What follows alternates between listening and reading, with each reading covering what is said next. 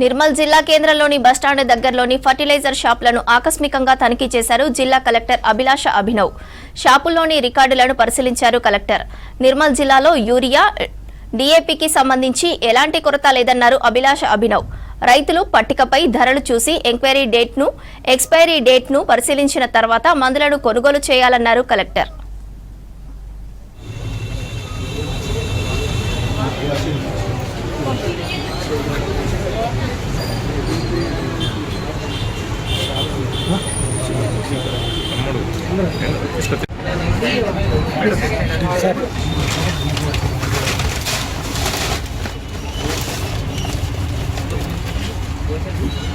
నిర్మల్ జిల్లాలో fertiliser shop inspection చేయడం జరిగింది.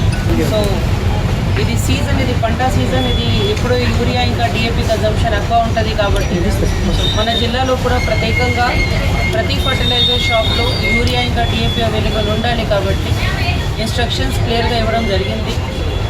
లాస్ట్ 2 months నుంచి ప్రతి ఫర్టిలైజర్ షాప్కి ఒక డిస్ట్రిక్ట్ టాస్క్ ఫోర్స్ ఏర్పాటు చేయడం జరిగింది.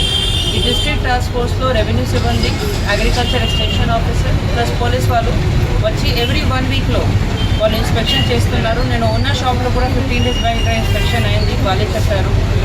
అండ్ ప్రతి యూరియా షాప్ అండ్ ఫర్టిలైజర్ షాప్స్లో వాళ్ళు రేట్ కార్డ్ డిస్ప్లే చేయాలి. దీనికి కూడా ప్రత్యేకంగా సూచన ఇవ్వడం జరిగింది. ఇప్పుడు కూడా మన రైట్ సైడ్లో వాళ్ళు రేట్ కార్డ్ ఆల్రెడీ డిస్ప్లే చేయడం జరిగింది.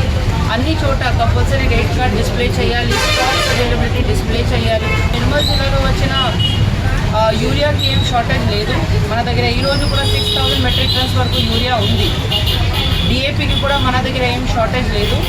ఇంతకుముందు కొంతమంది ఫార్మర్స్ ఫర్టిలైజర్ షాప్ మీరు తొందరగా ఓపెన్ చేస్తేనే మన తొందరగా ఫర్టిలైజర్ తీసుకొని పొలంకి పోతాం రిక్వెస్ట్ పెట్టిన తర్వాత మన 8:30 onwards ఫర్టిలైజర్ షాప్ ఓపెన్ చేయడానికి కూడా ఇన్స్ట్రక్షన్స్ ఇవ్వడం జరిగింది.